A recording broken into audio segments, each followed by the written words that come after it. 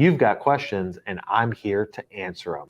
I had to switch up the flow, show you the way that it go. God is good, but his life is hard. But it gets better when you grind it small. I'm just really trying to leave a mark. We tired of being who they say we are. That's the baton, we gon' take it far. Always be real, we don't fake it all. Tired of 9 to 5, just make enough to survive.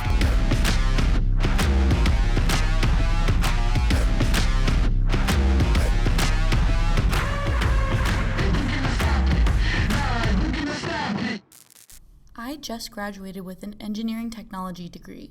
Do you think a counter sales associate position is a good place to start my career?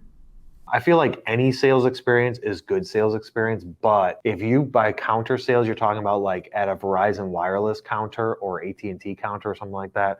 I would say you're probably better off going into an industrial manufacturing, whatever industry you're trying to get into, and try and go as a engineer, project engineer, sales support engineer, something like that would be better because then you've got on the job experience within your industry. Now, if this counter sales position is within your industry, then yes, absolutely. I think that that is a good fit and a good place to start. But that's really what it comes down to. If you can get a job in the industry that you would like to go into, whether it's you're like, I want to get into plastics or metals or robotics or systems integration or SaaS or anything like that. If you can get experience in that industry, the potential future employer will look at it and be like, he doesn't have a ton or she doesn't have a ton of sales experience, but they've been in our industry for like 3 years as a project engineer. So they understand how everything works. So they get the technical side. And then we just have to help and teach them the sales side, or maybe they teach it on their own by going to courses like technicalsalesu.com, where TSU has over 8 hours of video content that I shot,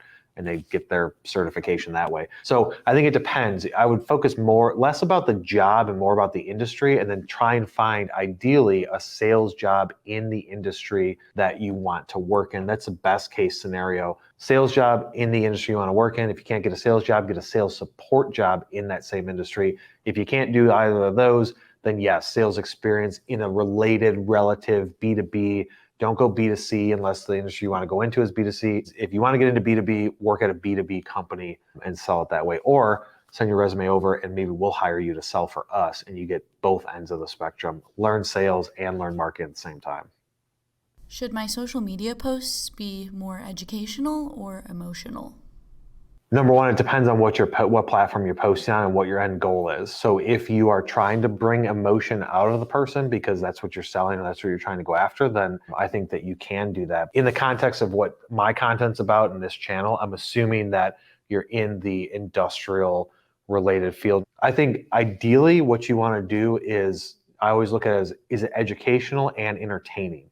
If you can hit both of those things at the same time with a post, with a video, whatever it is, that's the ideal scenario because you're going to educate somebody and you can also entertain them while you're doing it. It's not going to be a basic, simple, like boring thing. So if it's educational, people aren't going to listen to it, read it if it is boring.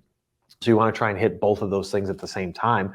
And I would say, honestly, just test it out. Like post maybe for 2 weeks straight, just post educational stuff. And then for another 2 weeks straight, post stuff that's educational and entertaining. And then just look at the results. Look at how much engagement you're getting. Look how much comments and reach you're getting with that post. But I would say do an A/B test or do, a test multiple ways of trying out different things. But the end goal should always be, all right, I want to educate these people while entertaining them. Now, entertaining is a subjective term, right? What I may think is entertaining, you may not think is entertaining. I feel like these videos that we do and these lives that we do are educational and they're somewhat entertaining. Can we make them more entertaining? Yes, we can, which we're in the process of doing. It's got to hit one of those two things. Emotional, I don't know. I try not to play with the emotional side unless I'm trying to sell them something like a consumer product or something like that. Then you can tie emotions into it. People will say that everything in sales is based on emotion. People make emotion decisions when it comes to sales, but it depends on what you're selling. Like cars and things like that can pull out the emotion of somebody. Yes, emotions come into play. Now on the B2B side, in industrial and in tech, then it could be the emotion of, I'm so frustrated dealing with this supplier. And then you come and you pull on that emotional string and get them to trust you, which you have to have. Don't intentionally go into it being like, I want to target that person's emotion. I would say educate and entertain is the way to go. Are there any times of day I should make social media posts to perform better? In general, the times of day, like the platforms will tell you, whether it's Buffer, Hootsuite, or all the platforms where you can schedule social posts. Like usually you could do them for free for like a trial basis. They'll tell you the times in the day. That's what we do through our platform. So in general, I would say if you're going after LinkedIn traffic, generally speaking, LinkedIn is good in the morning, in the early morning. So like 7 a.m., 8 a.m., around lunchtime, and then the evening time where people are getting off of work. Those are typically, as a general blanket statement, those are the most popular general times. But if you're using a social scheduling platform like Hootsuite, Buffer, things like that, then they'll tell you like 10:52 a.m. on a Thursday has proven that that's the number one time based on social engagement. And if you can't do 10:52, then you want to pick 11:45 or 1:53. They'll tell you those times, but I would say in general, a 2-hour window around lunch is always good. But then again, you just have to test it out and see what works and then change it up from there. I have an initial verbal offer of $120,000 base and OTE of $160,000 with RSUs. Is this a good offer? I think that 120K base for technical salesperson is very good, especially as a starting point. If you've got 3 to 5 years experience, you should be in that 120K range. If you're new to technical sales, then you would be looking at more like the 75 to maybe 95 range, regardless of the base. First of all, if you have a verbal offer, it's not an offer because that's just verbal. So it has to be in writing. So I would say number one, get it in writing because you can't accept anything that's verbal. So yes, that's a good starting point. Even if you have 5 to 10 years of experience, a 120K base is a good starting point, as long as the commission can reach the goal that you want. So if you're in technical sales and you're like, what's your ultimate goal with where you want to go to in your career? How much money do you want to make? And you're like, I just want to make 200 grand a year. Then you have to look at the commission structure with the base, regardless of all the other perks of benefits and 401k and all that other stuff. Just look at commission plus base. Does it get me? Is there potential to get me to where I want to go? And if your goal is 200, then most likely they should have a decent commission plan to get you there at a 120K base. But if you're hungry and you're out for blood and looking to dominate the space, then you need to be able to look at it and say, hey, I want to make $400,000 a year as a technical salesperson, sales engineer, business development manager, business development rep, whatever the title is. I want to make $400,000 a year.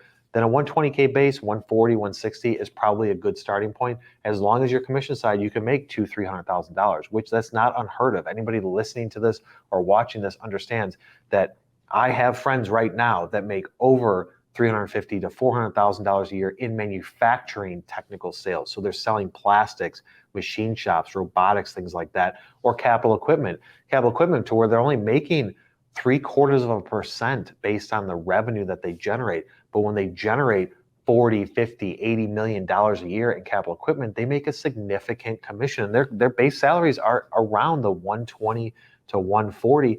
Then you've got the commission side that's there to entice you to do more. So at the end of the day, it all comes down to what are you trying to do? Hopefully you're trying to crush it and make $200,000, $300,000, $400,000 a year. But if you're like, hey man, I just want to make 160, 180,000, I would say number one, change your goal, because $180,000 a year does not get you much, especially when you're talking about raising a family, especially when you're talking about living in popular cities like Austin or other major areas that are seeing significant growth and the cost of living going up. Do not look at it, because $180,000 today is going to be a lot different than in 10 years. In 10 years, that's definitely not going to get you anything, because everything is getting more expensive. So I would say number one, increase your goal. If you're not looking to try and make $200,000-$300,000 a year, at least that's not a relative goal of yours, you're probably in the wrong profession, because there are people out there that say, I want to make $300,000 a year, so I'm going to go into sales and I'm going to do whatever I have to do to get that. And the technical sales route is that for you, regardless of your industry,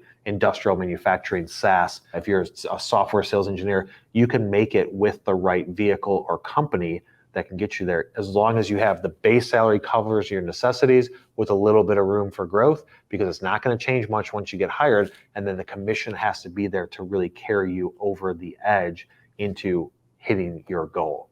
Wednesday's show is, go to the events section of my profile and look at Wednesday's show. Wednesday's show is going to be how to build trust in sales, which is so important to do anything when it comes to sales, because you can't close deals without trust.